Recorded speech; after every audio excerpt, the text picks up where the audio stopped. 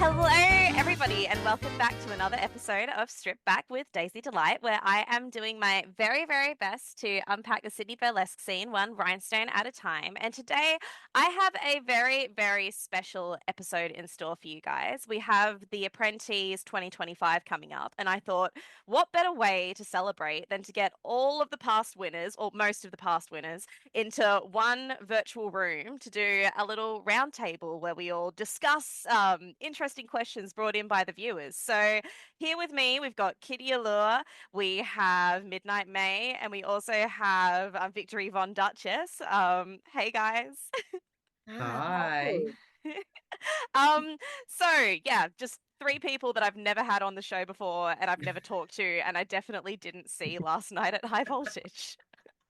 No, it's so lovely to meet you all. Yeah, no, a lot's happened in the last 12 hours, guys. Like it's been a time. So I'm sure everyone in the scene obviously already knows who you are, but for anyone who's international or tuning in or whatnot, maybe we can just go around and do a little quick bio, what year you won in, what you've been up to since, etc., etc. Kitty, do you want to start? Oh, sure. Okay. Sorry. Yes, I would love to start. Thank you, Daisy. Um, I won Apprentice in its first year in New South Wales in 2020, back in the COVID times. And since then, gosh, a lot has happened since then. I started producing shows with Bad Girls Club, and going from there. And now I have a school called Allure Academy. So yeah. And I didn't prepare a bio, so I could have made that a bit more fun.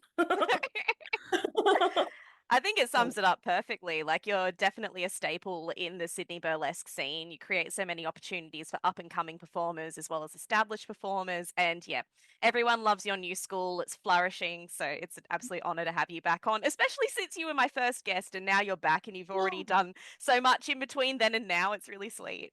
Yeah, it's really exciting. I'm excited to be back. And thank you. That was very lovely. Oh, good. What about you, May? Class of 24, baby. Yes.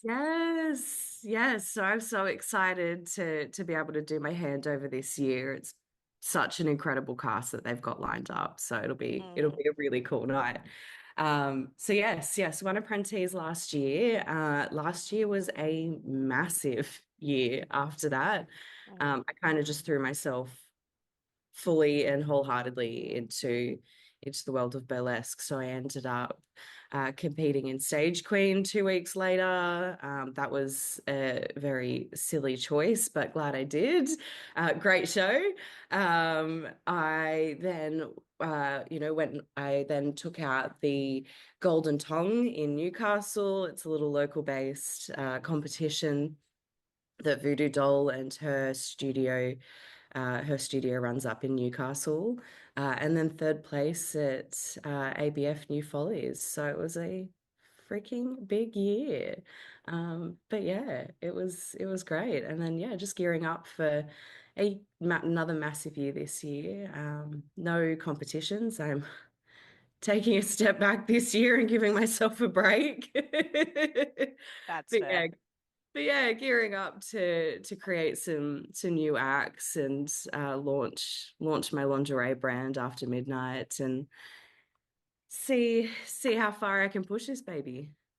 Freaking awesome. And can I just say as well, it is really funny having you back on the show after having you, what was it, at the end of last year? Because I remember when we were recording that episode, you're like, oh yeah, and I'm about to go to Melbourne. It's like, little did we know you were going to take out your third title for that year. Yes, it was like the week before I went, I think. Yeah. Yeah. So she's got a little bit of metal up her sleeve. Hell yeah. Killing it as always. And last but not least, Victory Von Duchess. Yeah, so I won 2023. I'm definitely the least impressive of everyone else. I've just been soloing and becoming more of a menace and just getting a kind of weirder with it. But yeah, I mean, it's kind of fortuitous because last night I started emceeing, which I guess is always the direction I wanted to go in. So Yeah. that's kind of, I guess, the next big step for me is to annoy you on the mic the same way I annoy you with my butt. So yeah, no, but it's been since Apprentease, because I was off for 10 months before it, and then I won the title and then just got busy and then stayed busy and booked. Like, so what have I been doing? Dancing my bum off. But trying to. And showing off that bum on stage. Thank you for bringing her up. Love to talk about her. And your emceeing job last night was incredible as well. I'm very excited thank to you. see. I was definitely fishing for that. Yeah. No, I'm excited to see more shows MC by you in the future. I think we need more.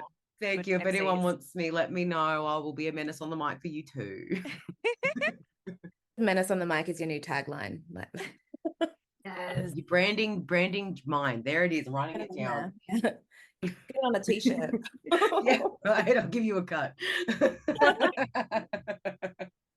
All right.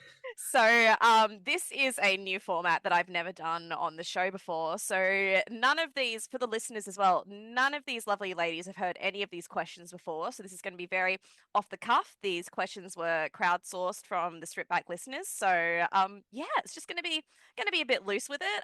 If you have any ideas, just sing out, whatever, and we'll make the most of it. Are we all ready to go?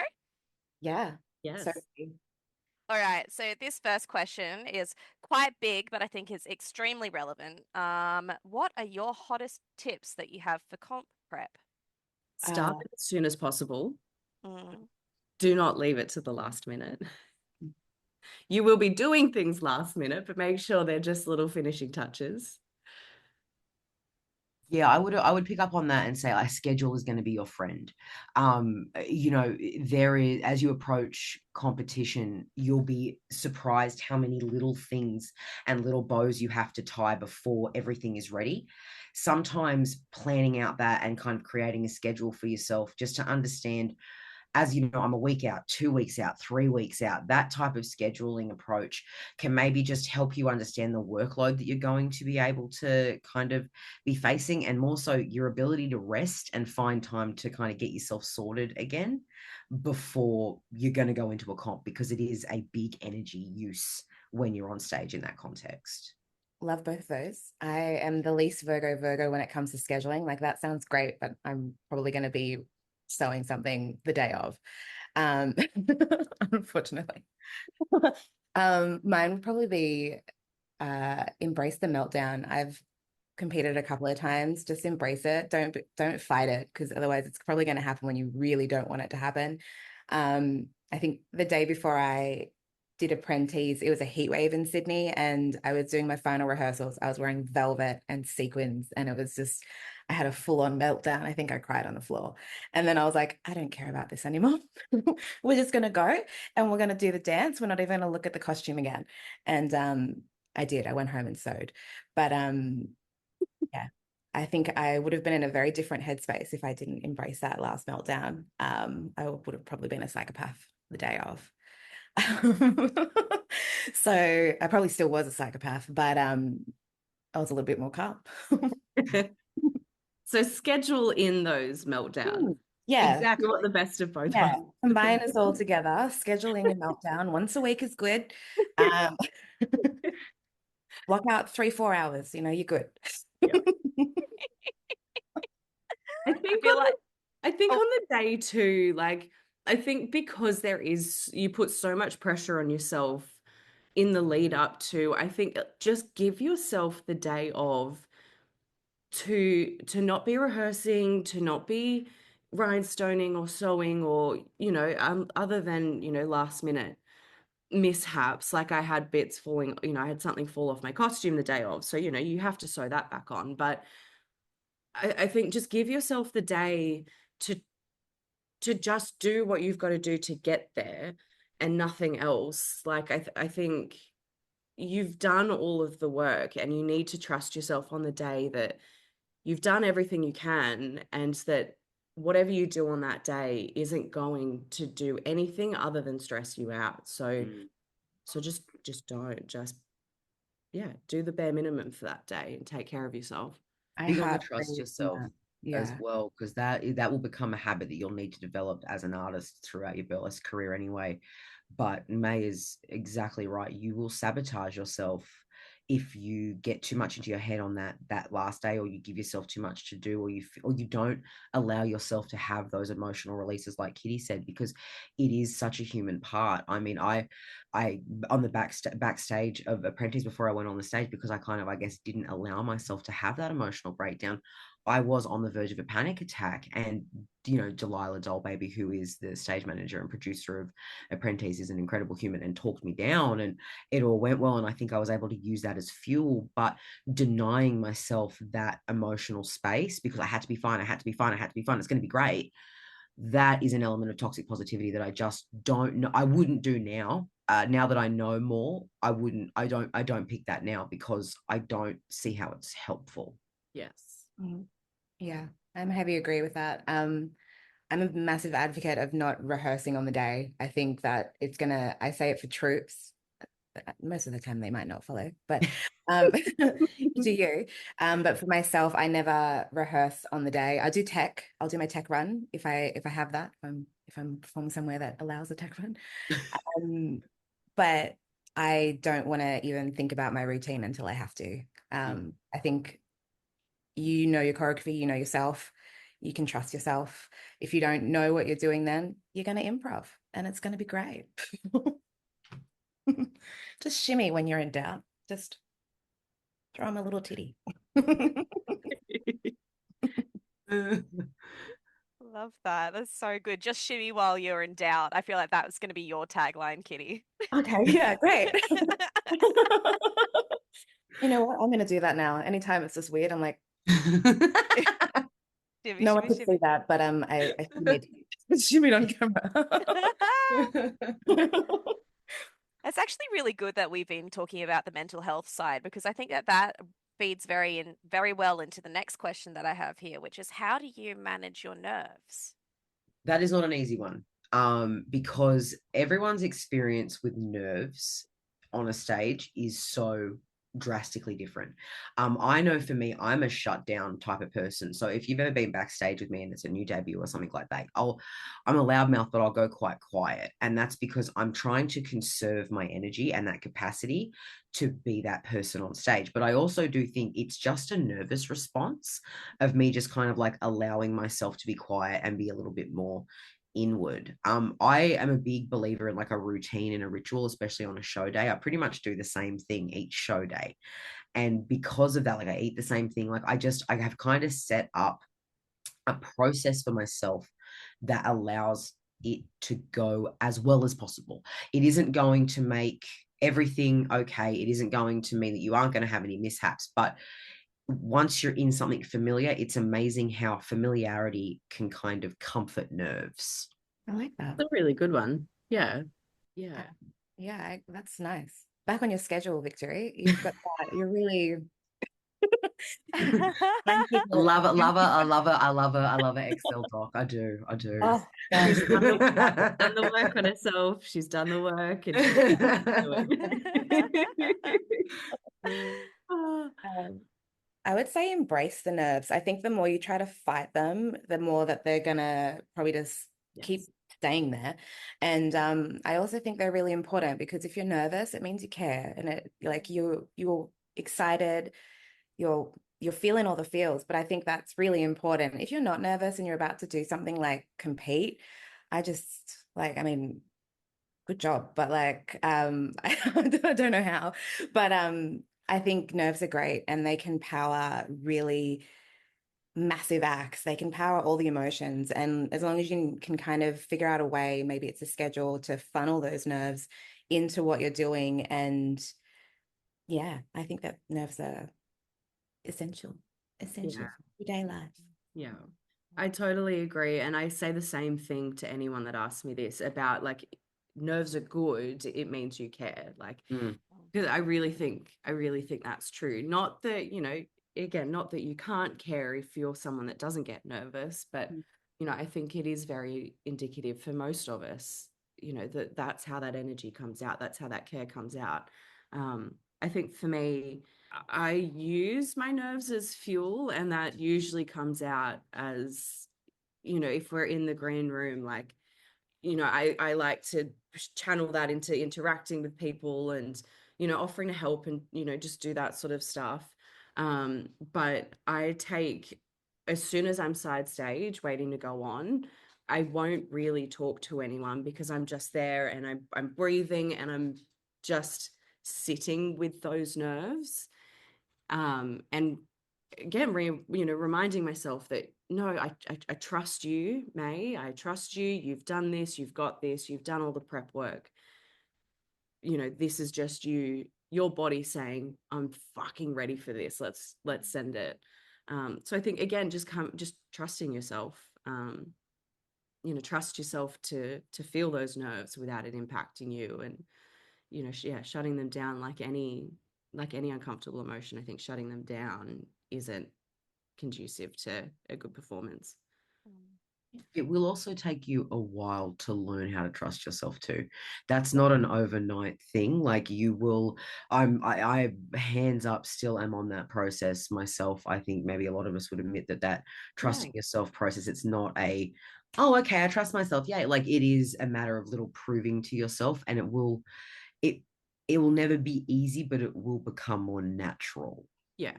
It's like a mindfulness exercise, right? Like it's hard and shit to start Yes, with. no, exactly.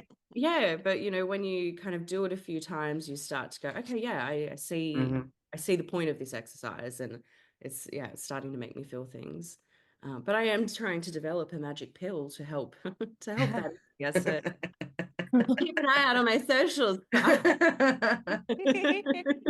Midnight Maze magic pill. That's No, I'll take 10. Like, let's go. It was trust issues, ED.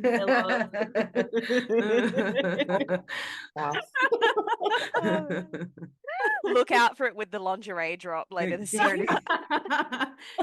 Free sample with every pair of knickers you buy. All right.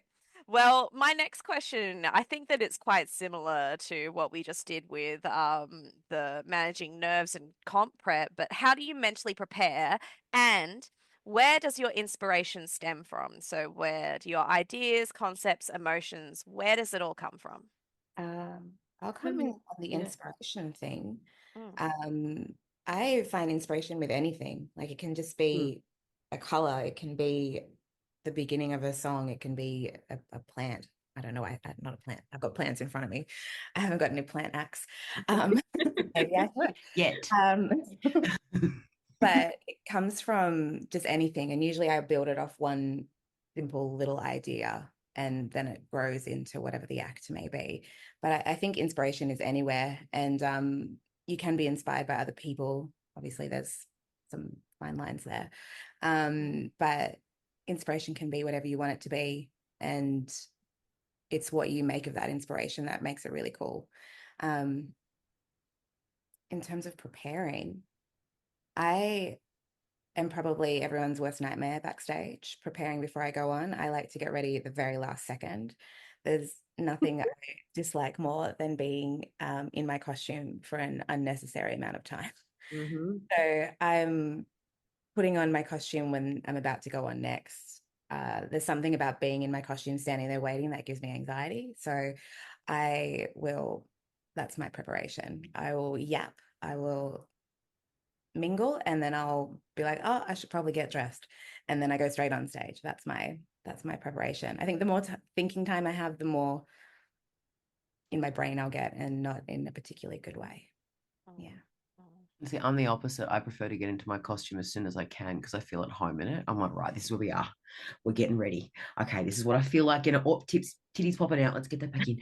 Like, just like if we're gonna have a mishap, let me have it now while I'm chilling in it backstage. Like, it's a comfort thing, but I think it's a mindset thing. So neither is better than the other. It is just about, for Kitty, it's obviously such a different headspace than to me, and it's trial and error, guys. I'm so sorry. It's a lot of this advice is going to be trial and error because you've got to figure out what works for you in such a real way. Yeah. I don't think I've met many people that are, I meet more people that are like you, Victory. They're like, I need to be in my costume. Yeah. I don't think I've met anyone that's like me, unfortunately. You sound like you're doing the burlesque version of skydiving to me, which I respect, but you will never catch me doing Extreme sport. it. Extreme burlesque. Get ready, Yeah, like extreme extremes burlesque. Yeah, that's why I freak people out backstage because I'm in my normal clothes and they're like, "Aren't you on next?" I'm like, I am. I still got time. Like the MC's still got chat. Like, got plenty of time, guys. I'm not quite that bad, but I am the same. Like I don't want to spend, more time than necessary in my costume. Not because it triggers nerves, but for me I'm a sweaty freaking gal. Like, and backstage there's never any air, like No. it is gross. So for me it's more anxiety around, am I gonna have like fanny sweat patches when I go out? Is it gonna look like I've, just been Wet holding myself. it in too long? Like Meanwhile, me, I don't give a shit. If that's what happens, it's happened. I hope I haven't unlocked a new fear in anyone listening, but I actually get really worked up about bodily functions for some reason. Like when I'm in my costume, it's ridiculous. That's right. But I think for me, again, it's just trying to tell myself that I trust myself and whatever happens out there happens. I think my inspiration tends to come from, I tend to get the sort of costume idea or the character idea before anything else. And then once I've got that locked in my head, I am notorious for listening to just like Spotify radios. Like I mean, Spotify's changed everyone's listening habits, right? So I no longer listen to one album from start to finish. It's just a radio. And so I think through that, because the concept and the characters top of mind, when I'm out driving around, listening to the Spotify radio, a song will come on and I go, oh, I've got like this guttural reaction. And I'm like, that's it, that's the one. And so I'll usually sort of, screenshot it because, road safety.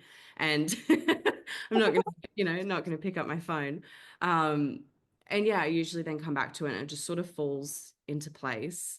But yeah, I think for me, it's the costume idea, it's the character that comes first. And I think with my style of performance, it's very much about exploring the power within me, sort of going on that journey. So that's where that kind of, I guess, emotional inspo and prep comes from. It's, my acts.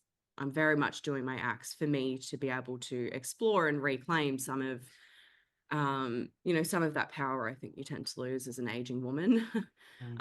Not that I'm super old or anything, but like, just as you're kind of growing up and going through the different stages of life, I think, as a woman, you're kind of told to fit in this box and then this box. And so I think for me, the stage is very much trying to push back on that idea and say, no, fuck that. Like I am me and this is how I want to feel in that moment. And so you're going to feel that too. Yeah, that's true. I connect a lot with the music as an inspiration. I'm like the least musical talented person that you know who is the most obsessed with music. I've seen you play drums, Victory. Actually, come on now. That's fair. That's like, come on. I was there, front row. I was fucking there. Yeah, I look. You're also an instructor, like a drum instructor too, so you can't have that. That's true. I'm selling myself short, guys. You're right. I'm an extremely talented musician, and because of that, I love music. No, but I'm an idiot that learned the In the Air Tonight drum solo, but that was one of the most fun things I've done. But I am genuinely obsessed with music and I'm always listening to music, always, always, always. And so it'll be, for me, it starts at the song. And maybe a song will provoke a narrative or a character or a move or an emotion in me. And from there, that's where the routine will go. I wish I was more costume orientated because I think my reveals would be better. But unfortunately, I am the most, oh, what's the vibe though? And then that's where I start. I will say I prefer to be inspired by music because I feel like when you've got that and you get the character, it all kind of falls into place. Yeah. Inspired by a costume piece, you've then got to find a song that matches the costume and the character. And man, that is hard. Oh, But trying 9 to, times out of 10, that's what happens. I prefer it the yeah. other way around, but beggars It's cannot. absolutely a longer process, right? When when you have the character, the costume, and then you're looking for the music. I think it's one of It's those things. Yeah, it's like I think it's one of those things that you have to go, okay, this act might come out in 2 weeks or it might come out in 6 months. Like, Yeah. I think Yes. the more I've the more I've forced trying to find the music, the longer it's taken me to get that thing out. Whereas I think it almost kind of, because it's a creative process, I think it kind of just happens when it happens. Well, I changed my song 6 days before Apprentice. Of course you did. So I had Wow. another song set and the whole routine set to a different song. And then I was just in it and I went, I don't love this. I'm not doing this. And I heard the Childish Gambino cover of Stay High and I went, oh, fuck, I just found my music. And that was the worst possible time because we were done. And we weren't done. We reset the choreo. Thankfully, it kind of sat relatively comfortably on top of it. So there were a few adjustments. But the second that I changed that music, I went, oh, okay, this is the routine. This is the routine. But if there was one thing I'd recommend you don't do, it's don't change your music 6 days before Apprentice because you will give yourself stress stomach aches. You won. It Listen, worked. Yeah. yeah, but I'm one of those people that likes to put too much pressure on myself just to see if I can succeed. Like it's a bit sick at this point. Preach. I love that. I love how you're so like into your plans and your schedules, but at the same time will change music 6 days Oh, before a competition. oh, there's this little devil on my shoulder that says, yeah, but just throw it away. Just chaos. Oh, I feel like that's appropriate for you. I feel like that's very on brand. Listen, it's such an angel and devil on my shoulder, guys. And who we're listening to? Let's see. Let's see.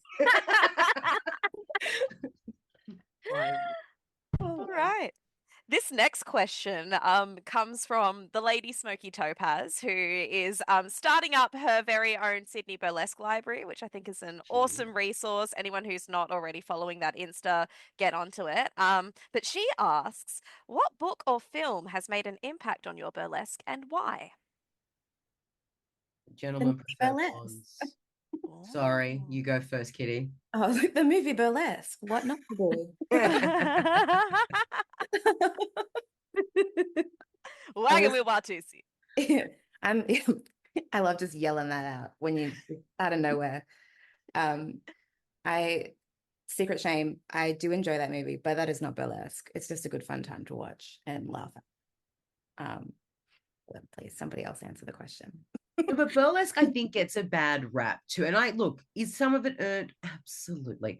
But if it brings you to your local burlesque scene, if it brings you to buying a ticket and actually finding out what actual burlesque is, if that is the channel that brought you to the community, to the schools, to the women, and to your people, then I love that movie. Like I absolutely, and it is a good time, by the way. Like we are not going to disrespect Cher and Christina Aguilera on this podcast.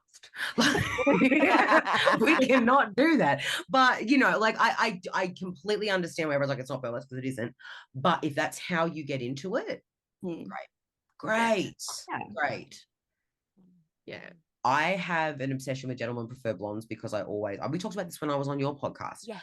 That was when we did my episode. That's the old Marilyn movies and looking like that. I mean, I think we all kind of hyperfixate a little bit on that golden era siren in one way or another and try to emulate it in our own version.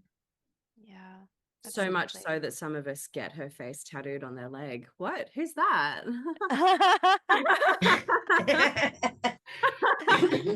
You've got the same initials as well.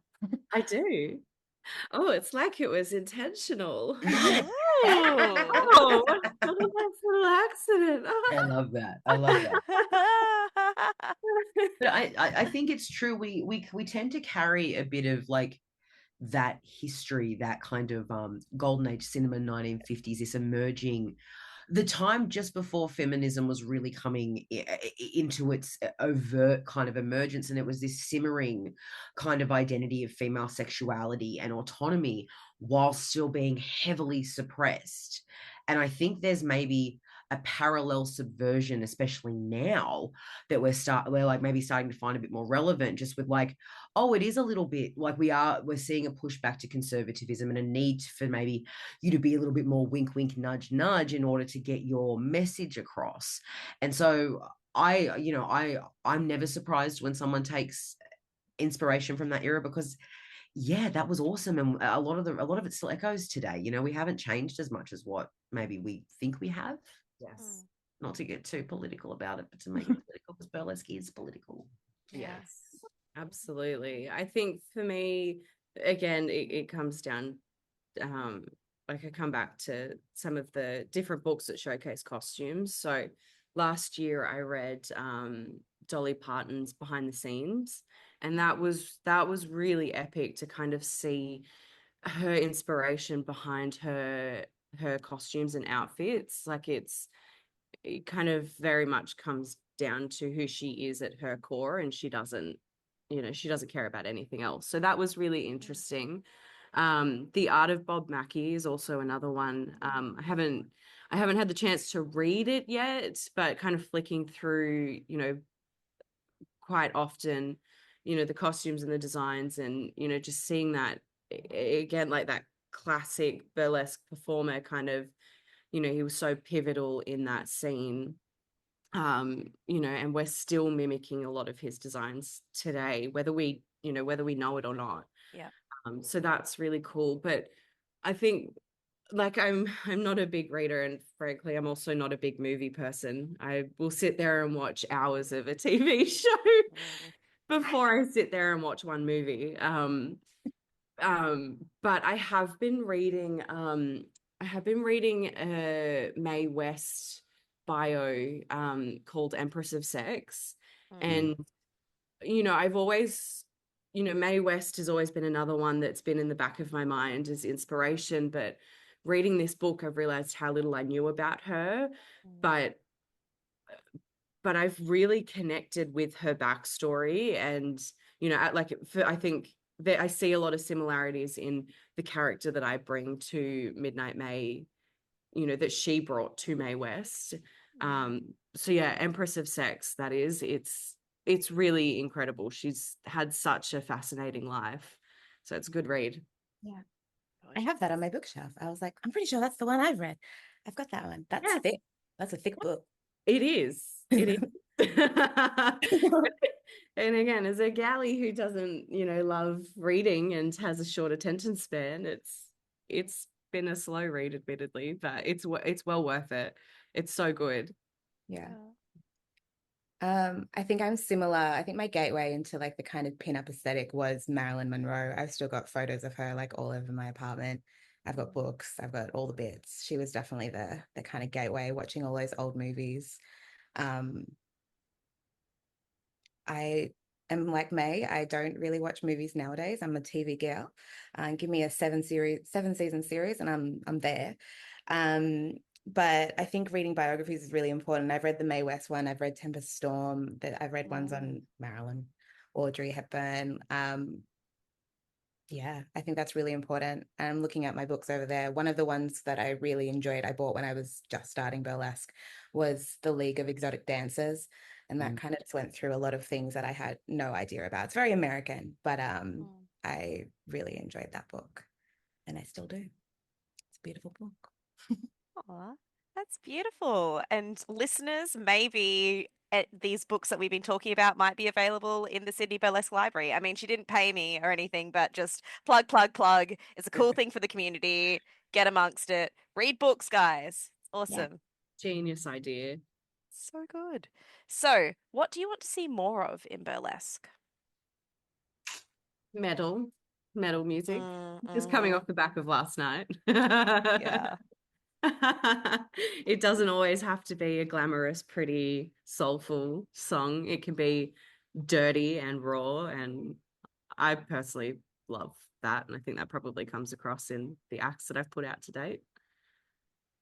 Yeah, absolutely. And it's so great that we have shows like High Voltage and also Stripping in the Name of. They're really bringing that into the limelight. So that's awesome.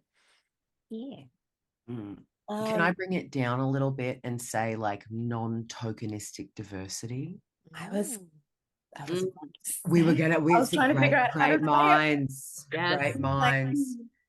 I'm think- just, yeah. you know, I obviously as a plus size performer myself, that's something that I'm aware of. So I'm speaking from an experience, but I'm also kind of just talking about, I guess, a broader general non-tokenistic diversity. I felt like in 2020, we were having these amazing conversations about diversity, and it felt like we were really genuinely trying to make a step forward. And now I look around in 2025, and I know I'm only piggybacking off conversations that I've seen other performers in the community having on socials and things like that. But like the lineups are getting very white, very straight size, and very what we all kind of committed we weren't going to be doing going forward.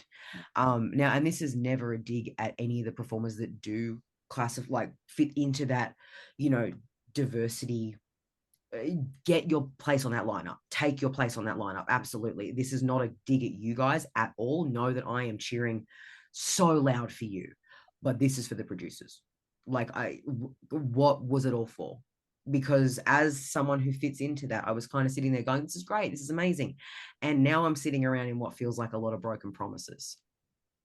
Yeah, it's been interesting. I think COVID brought out a lot of really great, important changes, like pay, especially. But in terms of the diversity on lineups, the promises and kind of the excitement that producers were bringing around that era was great. And I think maybe it's like in the last maybe 6-9 months, I wouldn't even say the last year, it seems to have reverted. And definitely fueled by a lot of social media at the moment. Some fairly big names are making some bringing attention, which I think is really important. And as a producer myself, it's you want to help everyone in that audience see someone on that stage that they can identify with. And I mean, I struggled that my whole life. I never thought burlesque was so hard for me to get into because I wasn't a stick, thin, blonde, perfectly proportioned person. So it took a long time to take that step. And I want to help other people find this art form in the same way that I did. But it's tricky in this current landscape. And I know that, you know, the economy, people are like, we got to sell tickets, but like, just because, I don't know, you can sell tickets, you can do a killer show, and it doesn't have to be copy and paste. And I think like whenever I hear that, I go, okay, so we're going to pretend that Swamp Less didn't sell out.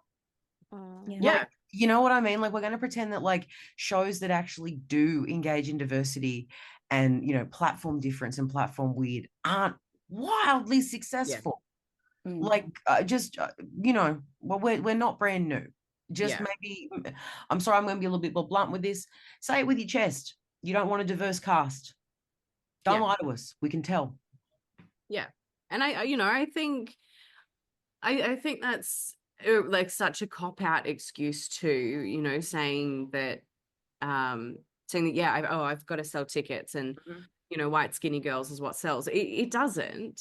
It really doesn't. You know, the general population, everyone has their own tastes in human. You know, so I think it's such an age-old assumption that, you know, that people are naturally gravitate towards the white skinny blonde girl. Like it just isn't true anymore. So I think it's a really cop-out excuse. You know, I can empathize that sometimes I'm sure it is a little bit difficult to cast a diverse lineup, you know, if that's not who's, you know, if you don't have a diverse set of people applying to your EOIs, I can understand that that's a bit difficult, but I think it's, you know, I think it's your responsibility as a producer to make sure that you're you're constantly keeping up with who's up and coming in the scene, so you can start, you can approach people. And I'm sure that's, it's a lot more work.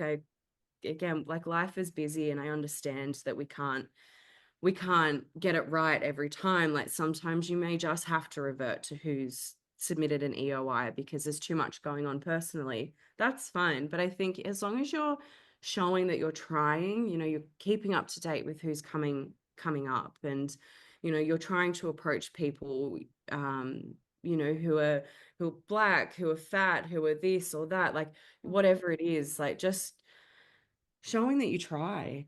That's it. I think that's all we're asking for, is just a little bit of effort. No one's asking for perfection. Perfect is the enemy of good, but we aren't even getting good right now.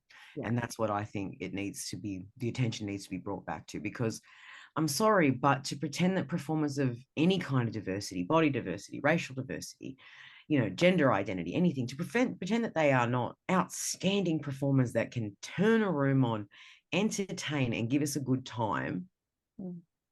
Okay, are you watching the same thing I am? No. Yeah. But if you are approached, or if you are recruited, or to be the token insert X, fucking take advantage of it. As long as there are people out there being that shit, take advantage of it and up your rates.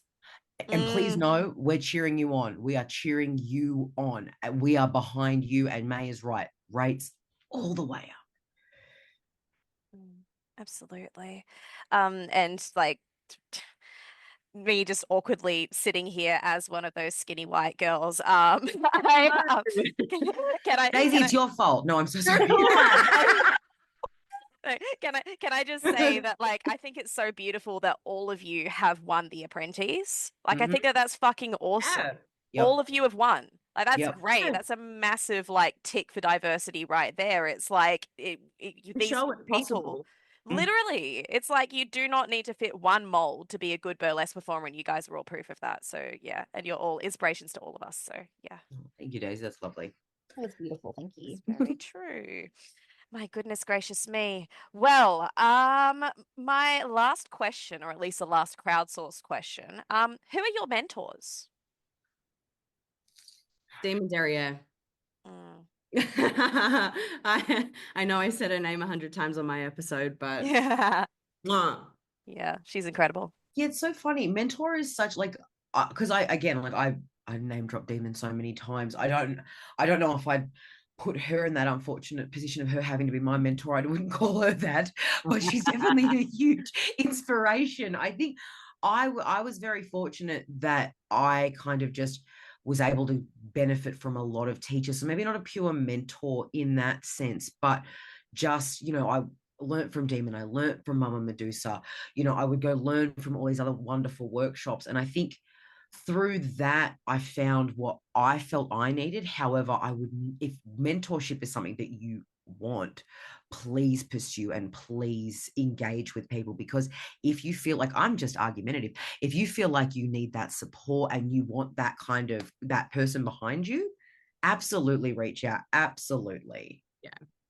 I think the mentorship, I think mentorship is important, not necessarily from the style of dance. I think, I think that's, I completely agree with you, Vicky. Like, you need to get out there and just try so many different teachers and, styles to work out what you want. But I think for me, at least, mentorship comes from the backstage advice. How do I act here? How do I get into this show? How do I set my rates? Like, all those things that I feel, we rant on about, making sure that you're doing these things, particularly the discussion around rates at the moment, making sure you're charging and whatever. I think mentorship comes back to the person that you trust to ask those questions to, because not everyone shares that information, which is unfortunate. And yeah, I think that's why for me, I'm so quick to always preach Demon, is because she's just for some reason been the person that I've felt comfortable asking those things. And I know because of who she is, she'll give it to me straight. Like, There is no fart assing around in those answers from her, and I love it. Yeah, so I think that for me is what mentorship truly is. Yeah, I think that's really important. I definitely had people that I lent on when I was a younger performer. I wouldn't say I've got a mentor at the moment, but I think something to really highlight is the difference between mentor and private lessons. I don't think being a mentor is a paid service. I think people that mentor others, it's usually from a connection or a care. It's a relationship. Like I would like to think that I've helped mentor people, but I think mentoring and private lessons are totally separate. I don't think you should pay to have a mentor, because that is a relationship. It's like paying for a friendship almost, or like it's just not quite. I don't think that's what mentor is. It's more of a personal thing. And private lessons, go forth. Like that's just, you're coming in for a certain skill, you're coming in for whatever that is. But mentoring, that, like, they give that backstage advice, they give music advice, it's something that they're just trying to help you grow as a person. It can be whatever it is, but I think stressing the difference between those two things, because it's so common, especially at the moment and maybe in the last year or so, that people are paying to have mentors, and I don't see mentorship as a paid. Yes. Yeah. Absolutely.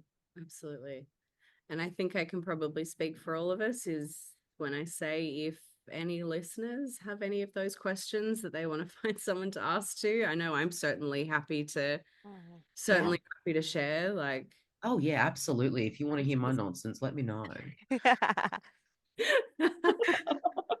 I'd love to hear your nonsense just every day, Victory. Oh no. This is why they need to put a tariff on podcast mics.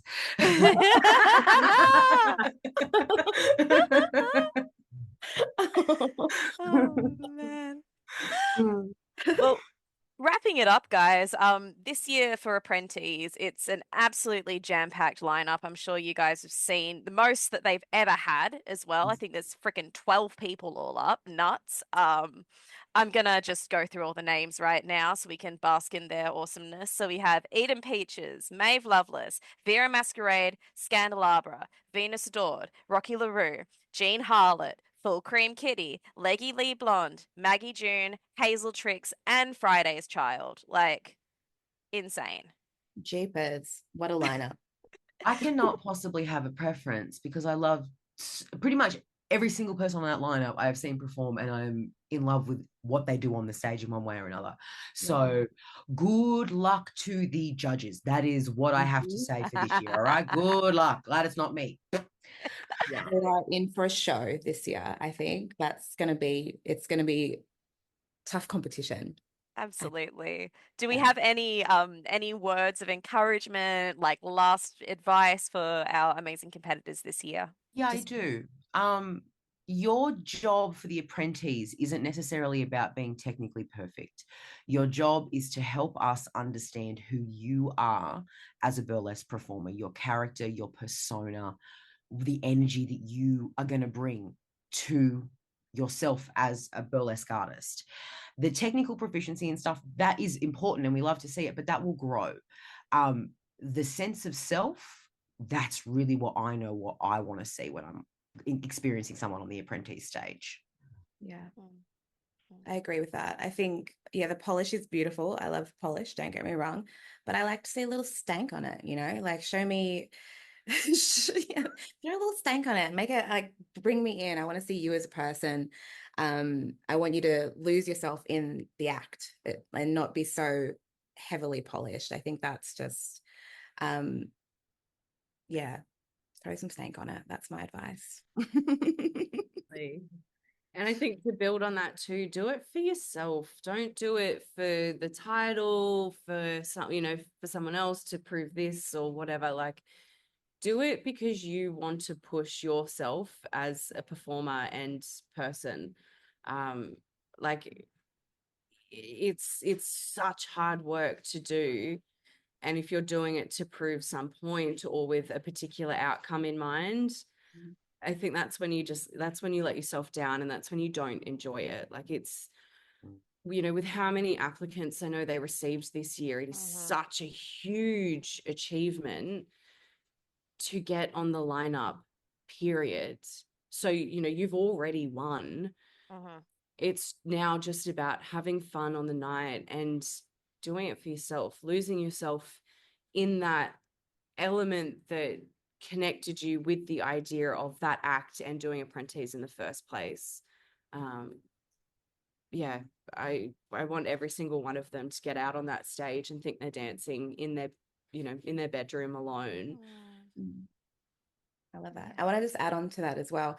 I think especially with comps, you've given this such an incredible opportunity to do what you want to do. Don't be trying to tick a box or think like, oh, this person's in the audience or this person might be a judge. I'm going to do an act that they're going to really just that one person or whatever. It's like, it's your opportunity to bring exactly what you want to the stage. Yes. Don't fit a box, don't fit a mold. It's you. And to the competitors as well, what I will say is go in and understand that you're finalists are also now your friends. You're kind of all in this weird thing together. You're going to go on this journey together. One of you will get a title, but every single one of you will now see different opportunities emerge from this. Take the opportunity to connect in with the community, to share this experience together and to keep cheering each other on. Some of my closest burlesque friends came from my year of doing Apprentease, people who anytime they do anything, I'm in their DMs being like, look at you go, yeah. Like these are actually the places where you do form your community. It seems funny because you're competitors, but you are competing together. That doesn't mean that you also can't be friendly, friends, and form a genuine connection. Allow yourself to trauma bond with your car. They are the most beautiful friendships you can have. It's funny you say that because I'm thinking about my lineup and all of my closest friends are on that lineup. Yeah. That's wild. I've never thought about that. And I know, like, especially Whiplash likes to say that's how we met. We bonded over Rhinestone. She saw my shoes and then we became friends. And 5 years later. But all of my closest friends are on that 2020 lineup. Yeah. It's a really special friendship. I'm bonded. The prize was the friends we gained along the way. And don't forget the hat, Victory, the really cool. Oh, yeah. Listen, that hat. could have worn them. I know the viewers wouldn't have been able to see it. Oh, we should have. I can get it. It's right. It's in Mine's downstairs. Oh, I could, but it doesn't look good on me. It looks much better on you guys. My head is way too fat for that. I tried to put it on the night and I ended up just resting it on top of my head and Delilah's like, Kitty, what are you doing? She takes it off and she's like, I didn't know how to put it on. And I it's been a long time since I'd worn one of those things. Rested it. If you two ladies have any advice on how to get it on someone's head seamlessly, please let me know because I'm actually quite nervous about trying to get that thing on. Well, I put it on your head. How did I go? I had to Serenity, didn't I? I think there's a photo of me like put it on, like trying not to ruin the hair at the same time. I like finger at the front and like a swimming cap and just chuck it around the back. That's actually probably a really good tip. As long as you don't have a fake nail and you're not going to like rip the nail finger at the front and around the back. Will it look glamorous? No, but that bitch ain't going nowhere. So it's bonded for life after you put on that way. Oh no. And of course, shout out to Serenity Blaze who couldn't be here today. Serenity.